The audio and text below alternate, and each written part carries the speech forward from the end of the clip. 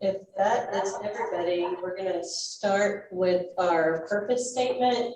And this will probably be updated as the law has recently changed related to SHAC.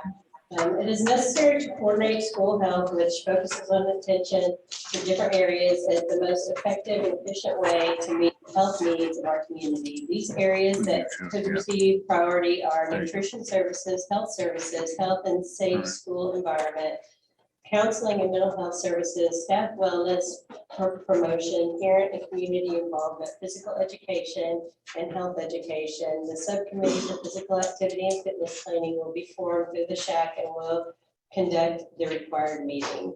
And then we have so many new members. I just kind of put what SHAC was and why we have SHAC, and you are welcome to look at that. All right, you guys. So Elizabeth mentioned, I'm sorry if it's okay. I always feel compelled to stand. I don't know why, because I'm short. Elizabeth mentioned that there's been a change in a lot of the laws. And so just to make sure that everybody is aware and to increase transparency, that's kind of where the laws have come from. The laws don't go into effect until December 2nd. And so actually we're operating technically in preparation for those new laws. So we're going to dig in deeper to the new laws at our next meeting. What I wanted to make sure that everybody knew was that basically the new law is going to highlight 3 specific areas that are responsible for things with regard to school health. So you've got the SHAC, the School Health Advisory Committee. The key word in that is advisory.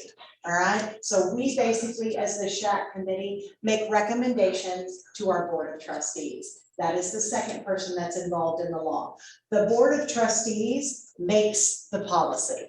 So we don't make policy, we advise. We do that specifically so that we have parent, community, and representation from a variety of different areas in the community to make sure that the values of the community and parents are represented. All right. So SHAC committee advises the school board makes the policy, district follows the policy.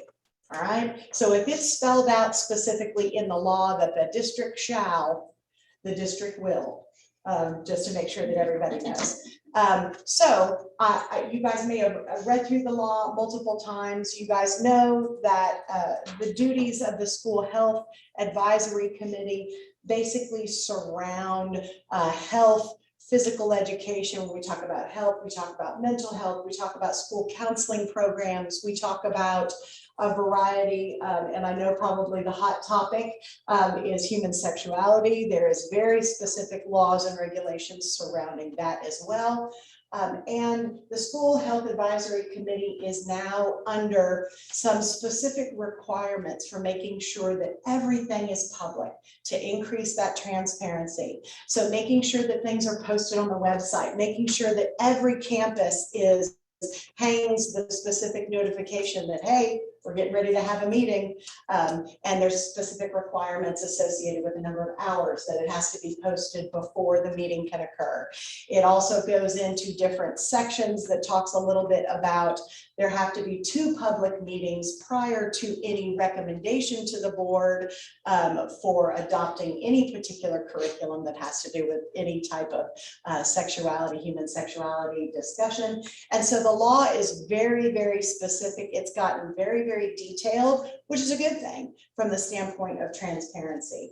And so with the new laws and the new regulations that are there, our main focus is going to be that we advise the school board as to the recommendations that we like, and then they make the decisions. All right.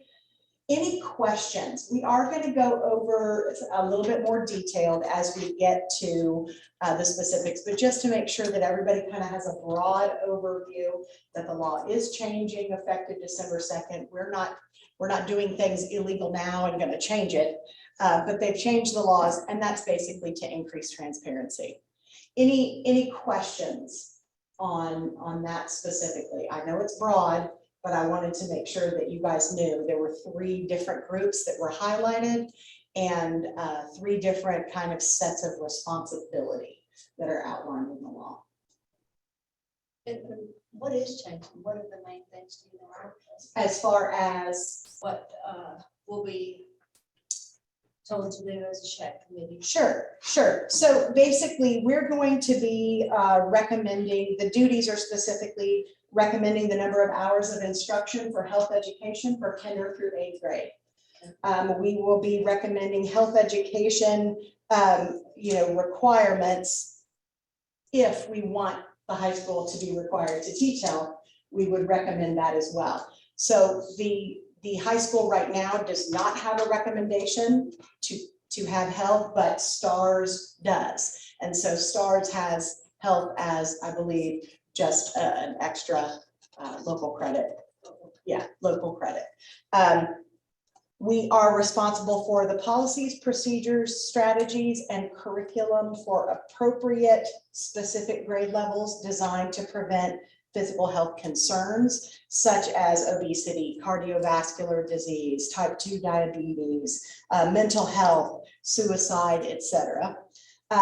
We also talk about integration of physical health education and mental health education. So there's some details with specifically coordinating the two.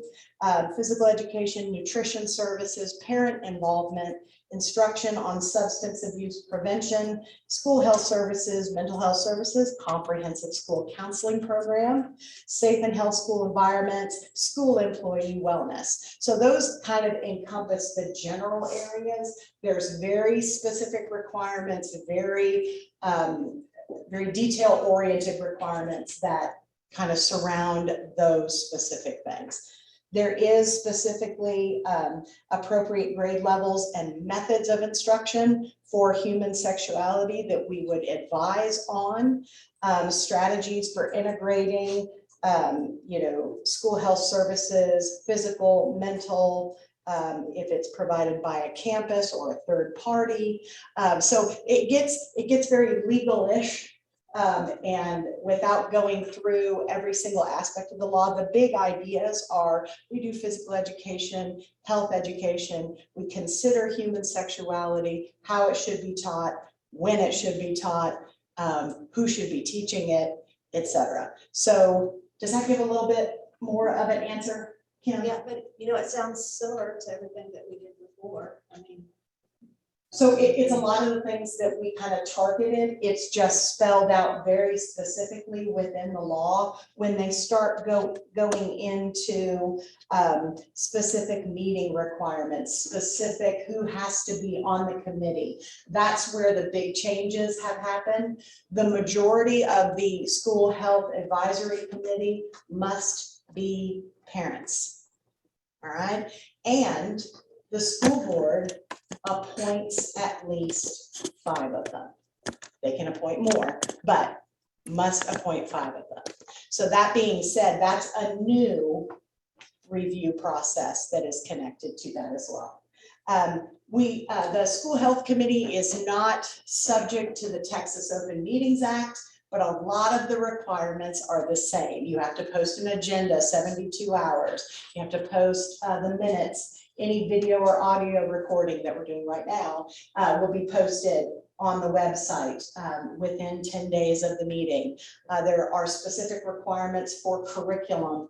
If we chose to do human sexuality, we would have to have 2 formal meetings in order for the entire community to have the ability to come in and preview the information, even before it goes to the school board.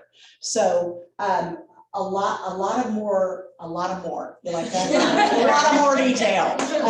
It really is a lot of more detail, if I'm being honest. Preparing and maintaining minutes, stating the subject, the content, the votes, what was the difference? How many of them were parents that voted yes and no? And so it gets pretty a lot of detail. Yeah. That would be interesting, because how would you appoint 5 parents? How would you? Because school counselors, whenever there was an issue with the SEL coming up, one of the parents that was highly opposed to it, we knew that this man had a background in offending children, but the public didn't know that. Mm-hmm. So. Right. So honestly, the way that it works is the board recommends and appoints these people. And, you know, we want to make sure that we don't surprise everybody, which is why, you know, we said, hey, guys, we would like, who's interested at this point? Because we don't want to appoint somebody that goes, please, don't put me on another committee. No more committees.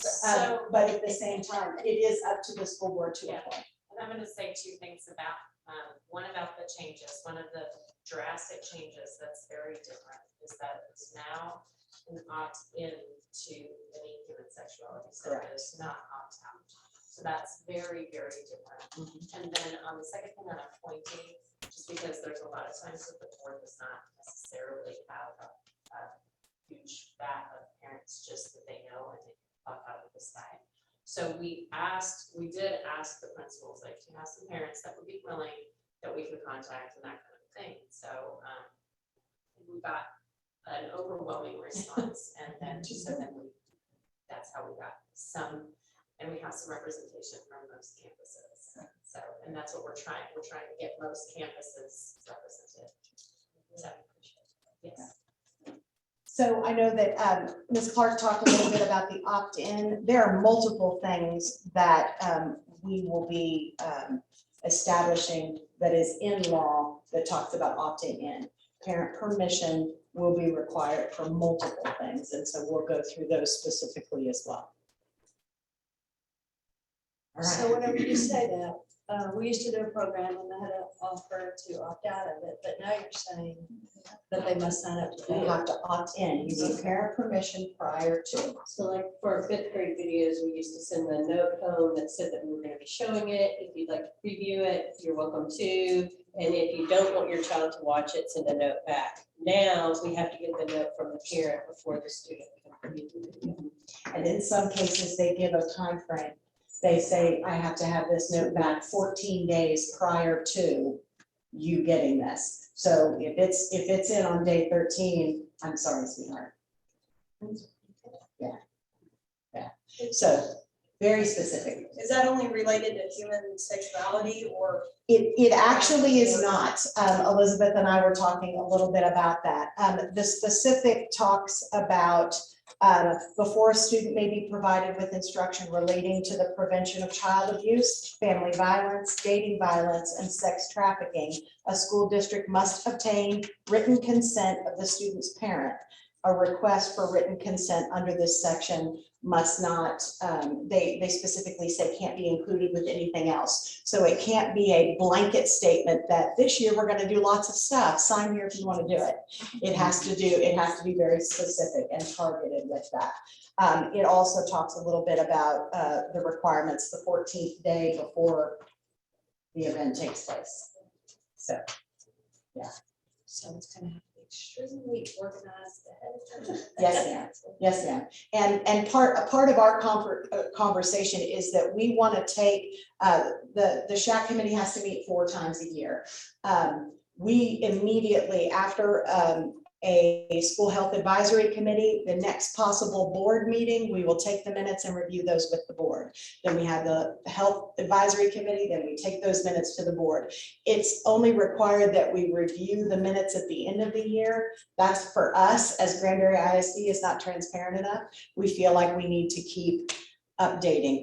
It's a lot of information at the end of the year versus after every meeting. So that's just a piece that we kind of have. How y'all doing on Zoom? All right. Great. If that's Okay. everything with that, then we will move on to Tracy Cooper, and she is going to present about a program that the Flexi River Child Advocacy Center have been putting on. Okay, can y'all? I'm sorry, I'm having lots of issues.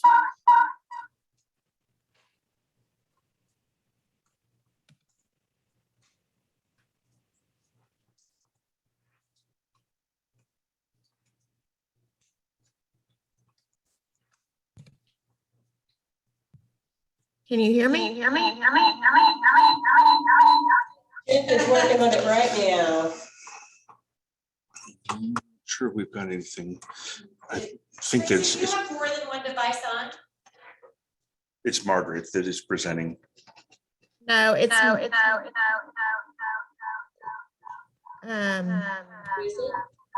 Margaret? Is there a Margaret? Could you mute your, No, she's the one going to make the presentation. oh, okay. Oh, Margaret's making the presentation. he's not. Do you Tracy. hear me?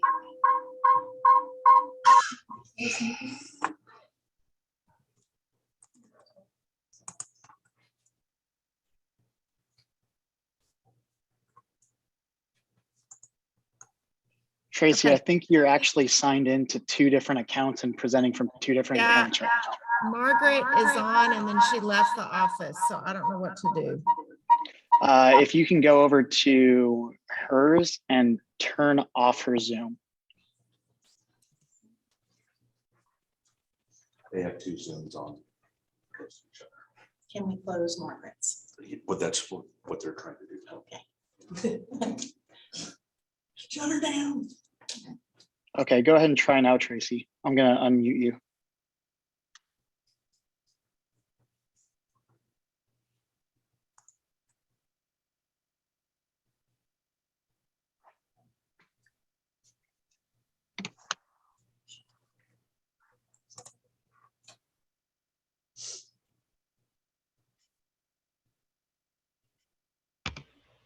Okay, can you hear me? Yes, Perfect. Oh, perfect. thank you, Lord. I definitely wanted to be there in person. I've had this, I'm actually at Glen Rose Junior High right now, doing presentations, and Carly is presenting for me so I can do this. But I am also apologize because I could not hear everything that was said prior to this. So in case I seem like I'm crazy because I'm saying something y'all have already talked about, but Elizabeth asked me to talk about what we are doing in the schools in Granbury. And Elizabeth, did you want me to share my screen, or were y'all? I can go ahead and share. Yes, Okay. you can. So let's see. Oh, it looked like I was going to be able to share, and then let's see. Okay.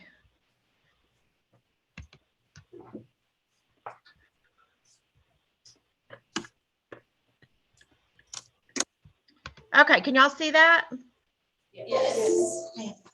Yay. Okay, so if you're in the meeting, you should have this, right, Elizabeth? Yes, ma'am. Okay, so first of all, I'm happy to let you know that we are in every single school in Granbury, except I'm not trying to be ugly. I'm just letting you know we have not been in Acton Elementary or Acton Middle School. They're meeting a requirement some other way, but all of our presentations meet Texas Education Code section 38.004. And shout out to Kayla Bennett and Kim Spencer for getting us to be able to present in Granbury High School just recently. So thank you for allowing us to help you meet that legal requirement. So this is kind of our presentation workflow, what we recommend that schools do. And then on the next page on the back, there's some alternatives. In the past, if you're familiar with us, at all, we have done with this for elementary, we have done what we call Happy Bear, which you can see under pre-K and kinder, and actually we do it for first also. And then we did what's listed on the back of this sheet, P.S. It's My Body, which is an awesome presentation. It's just not as exhaustive as what we're recommending now, but you can see that right there. And starting 3 years ago, Nova Day at Granbury Middle School had us start doing Teen Safety Matters, which is an exceptional program put out by the Monique Burr Foundation, which is evidence-based, and 2 lessons are involved. And so we've done that in some other smaller districts, but now I have every elementary school signed up this year to do Child Safety Matters, which is similar, and except Bronner, and that's okay. They're still going to do P.S. It's My Body. which is great. The reason we like Child Safety Matters and Teen Safety Matters is because it covers every possible form of child victimization. So it's the personal body safety, it's bullying, it's sex trafficking, it's what else? Relationship abuse. So it covers everything. It takes more time because we have to be in the schools twice. But that's what we're recommending. So I'll try to back up here. Our best case scenario for what we like for schools to do is Happy Bear. We will never let go of Happy Bear because the kids love it. And if you are not familiar with Happy Bear, I have a picture. Here's Happy Bear. Can y'all see that? Hello? Can y'all see that? Yes, ma'am, we can see that. Okay. Okay, so this is Happy Bear, and we had a mask for him during COVID, but this is what we start out with the youngest kids, even pre-K, and we just talk about welcome touch and unwelcome touch. And basically every single one of our programs, no matter how pre-K through 12th grade, we're teaching kids to recognize, resist, and report abuse. So even for the youngest kids, we're teaching them through this little skit that's so fun is that they can say no to a hug and that they need to have safe adults, that they can tell if somebody hurts them. We talk about nobody should touch you, wear your bathing suit covers. I want to make it extremely and abundantly clear that we are not teaching sex education. Granbury, I have not had this issue, but sometimes other schools or districts are like concerned because they're afraid we're teaching sex education. That's absolutely not what we are doing. We're teaching the youngest kids all the way up to high school that they are the ones that are the quote boss of their body. And we don't use anatomical forms other than the private parts of our body that are covered by our bathing suit is the easiest way to describe it. So that was just a little thing we put on social media where we were showing different things that might be a welcome touch or an unwelcome touch. So that is Happy Bear. And we think that is great for age 4 all the way through 1st grade, even though you can see here for Child Safety Matters, we do have curriculum for 1st grade. We still recommend Happy Bear because the 1st graders love it. And we just kind of speak a little bit more in depth. But what we think is the best is this Child Safety Matters. It uses safety rules. All of the curriculum with the youngest kids all the way through 12th grade use what they call safety rules. And this is kind of a list of what those safety rules are. And so what's really cool is when we start doing this in 2nd grade and we're teaching the kids about the safety rules, and they have an older brother or sister who's in junior high, they're talking about the same safety rules. And I will use Nova Day as an example because she has embraced this full-fledged. She just had us order a banner that she has up for kids and posters everywhere that talk about these safety rules. So as we go through the presentation, we use these rules all the way through. So y'all can look at that, but basically we're teaching them what red flags are because people that abuse kids are tricky. And what are red flags that a child is being groomed for abuse? No one would actually know unless they learn about it, as you know. So we're teaching kids what these things might be in a very age appropriate way. But if someone's starting to give you gifts or trying to spend extra time alone with you, and we talk about red flags that are online and red flags in relationships. I'm moving into the Teen Safety Matters as I talk because Child Safety Matters obviously is on a lower level. But then we talk about making a move, which means getting away and staying away from the situation. Talk it up is when we talk about being able to say no, using your voice to keep yourself and other people safe, but also most importantly, talking to a safe adult if anything bad has happened to them, or even if they're thinking this is some red flags and I'm not sure about this. And then no blame, no shame is a super important rule because we don't want, as y'all know, when we were growing up in school, nobody talked about this. any of this stuff, so nobody told. And I know some of you may have even experienced abuse because I know how common it is, but you know, kids automatically feel like it's their fault. So we are constantly saying to them, if anything has ever happened, we don't want you to feel blame or shame.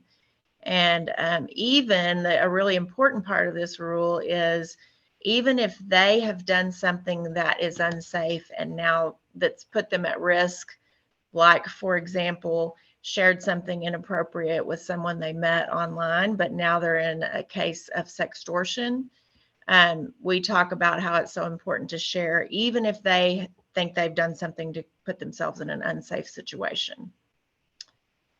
So let's see, let me get back to where I want to be.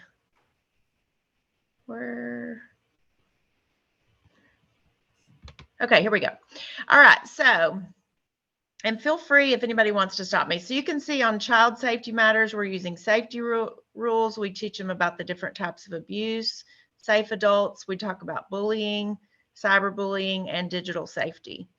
In these presentations, they are about 45 minutes long. We use a PowerPoint to present. And so that's what that's about. Then we move up to 6th to 8th grade. And each one of the grade levels has a different lesson. So it isn't that the second graders now are hearing, when they go to 3rd grade, they're not going to hear the same. It's on the same subject, but it increases, you know, based on maturity and that type of thing. And then 6th through 8th, you can see what all it covers. And we move into sex trafficking. But even from the youngest age, we're talking about how important it is not to talk to people that you don't know online. So we're giving them some signs, but starting in 6th to 8th grade, we actually talk more about what sex trafficking is, and the relationship abuse. So you see why we think this program is so great, is because we could come in and do a presentation that is just on personal body safety, but then we get another call and they say, can you do something on the internet? On this program covers everything in 2 lessons. And the 9th through 12th, this one does only have 1 presentation for the whole of high school, but it covers all of those things as well. Does anybody have questions on that, what we recommend? Okay, well, I'm going to move on, and this is the back of that sheet. It is hard for us to get into class. Sometimes I understand scheduling is crazy. So it takes 2 lessons to do those. So we can still come in and do first this elementary, I wish it said 2nd through 5th, we need to fix it. But P.S. It's My Body. If you're an elementary counselor, I think it's an exceptional presentation. It's super easy. It's 20 to 30 minutes, and there's no technology needed, but it is very effective. So it's just something we've done since I've been here, and I know long before. So that's something we can still do.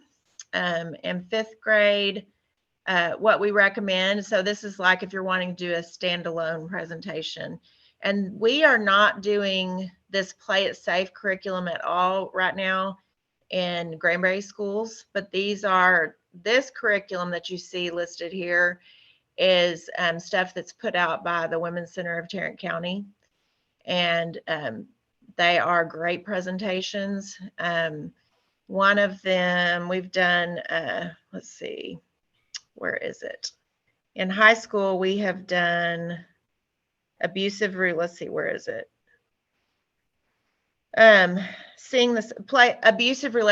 seeing the signs.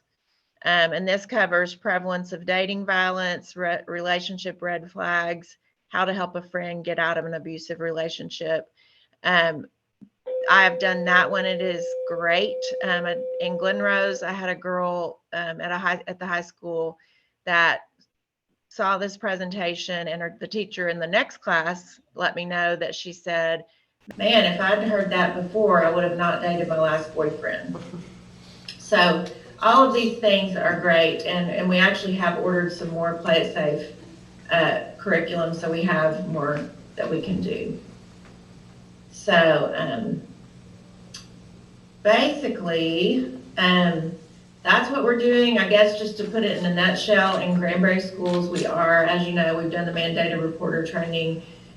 We are doing Happy Bear for K through 1. 1st through 5th this year. We're doing almost all elementary schools, child safety matters. And we already did 9th through 12th. I don't know, actually, Kim would have to speak to that. I believe it was just freshmen and sophomores. We did teen safety matters. And it wasn't all. So, of them, it was just- what questions do y'all have for me? And I can stop sharing my screen. I'll do that.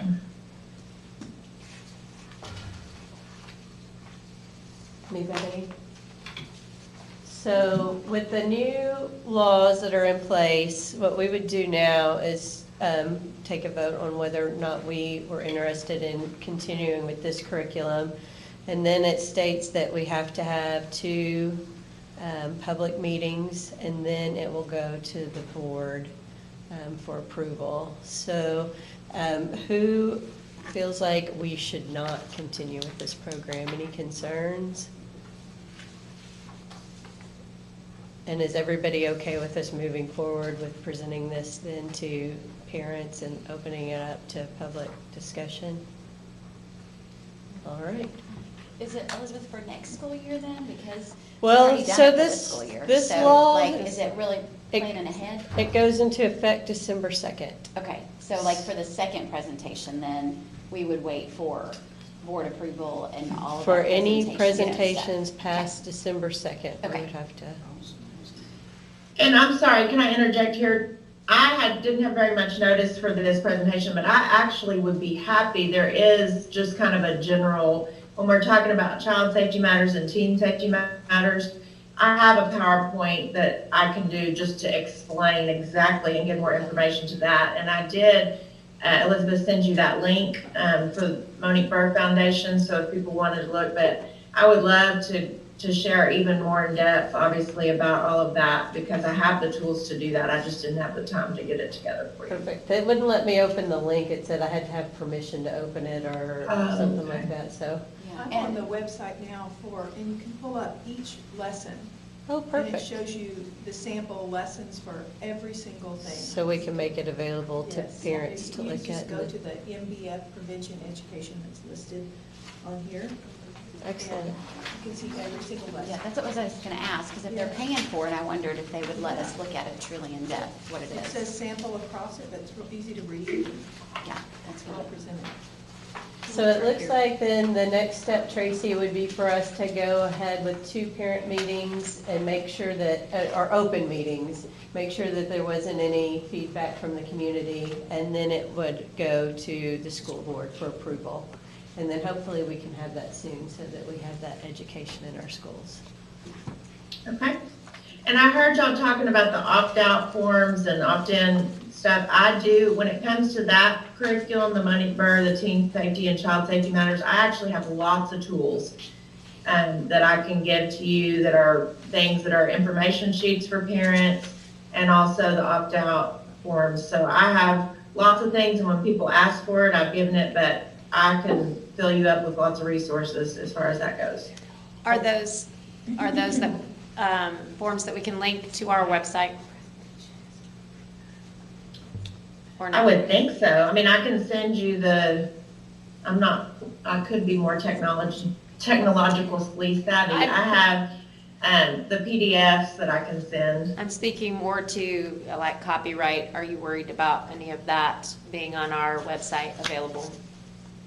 A link. I can't imagine that that's a problem because it's stuff that I can give out Perfect. all the time. Okay. And then we would have to reword it though, to say opt-in, because this just says Yeah, opt-out. we'll need an So we would have opt-in. to reword it. Or Tracy, is there an opt-in form letter that comes from the program? I will have to research that for Okay. you. Kim, I gave you an opt-out, correct? Okay. I'll have to look at that. Like I said, I mean, it is tons of stuff on that web that I have access to as a facilitator that I can look and get. Maybe they'll change it. Because The we- law's right. new, then they may change it and put it out It's too. brand new. That's what, yeah. So they will probably. That's what we have were to. just saying, so they may not have one yet. Yeah, They're they gonna don't have make to one. change it. But I bet it's good. And Tracy, I just want to say how much we appreciate you guys, your partnership that we've had to keep our children safe in this county and the surrounding counties. And you also help us a lot as educators, you know, come in and teach us things, and so we really appreciate your partnership. Thank you. I'm so glad to get to do it.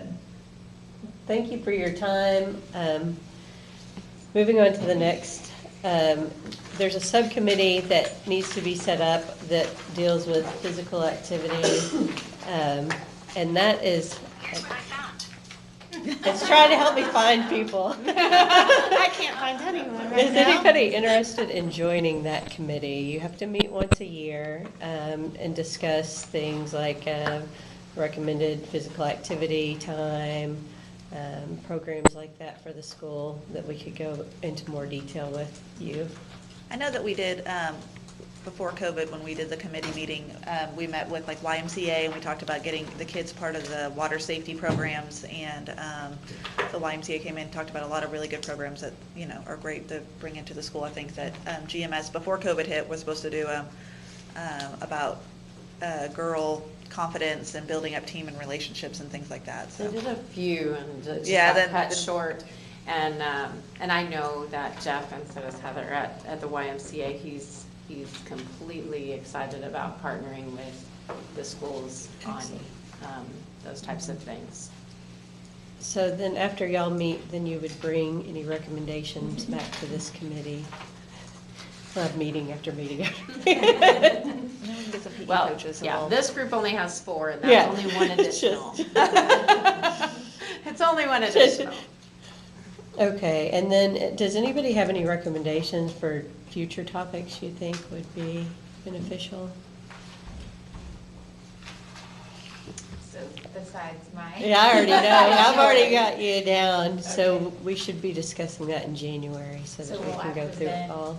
to y'all in January? Yes, ma'am. Well, would it be beneficial to this committee to know what guidance we're required to do by the state? I know that not everybody in here knows that we have certain things we're required. Sure. It's guidance, I mean, my computer just went out, I'm out of juice here, but I can certainly send it to you and you can send it out Yeah, to the committee. perfect. One of the things I always like talking about, hasn't happened yet, is EpiPens in schools. The Asthma 411 program, that's one that Mhm. has grown since I first looked into it a couple years ago. And that would be a program that's kind of similar to the Cook's telemedicine program, where parents choose to participate if their child has a diagnosis of asthma, and it would give nurses availability to neb treatments. So we would give us albuterol on hand so that we could administer a neb treatment. Jesse? As far as guidance, the 5 topics we have are substance abuse, alcohol, and tobacco prevention. We have abuse, sexual abuse, and human trafficking, of course, suicide, and that's where Mondo helps us a lot. And bullying prevention and dating violence. And a whole lot of those are dealt with in here too, Okay, so just right. send me the list and we'll Okay. figure out how to get them on the schedule. Well, a lot of those are dealt with through exactly Yeah, what that's what I was Tracy thinking. does. And that's why we partner with her all of the time. Yeah, and Tracy's even combined some of those that, you know, we're legal, we're covering. So it's hard to get it in one presentation. We do more at the high school, Yeah. for sure. Does anybody have any questions or anything you'd like to add? Then our next meetings, we've got them planned for noon, if that works for everybody. We have January 18th, March 29th, and May 10th. Perfect, thank y'all so much. Cool. Good. All right.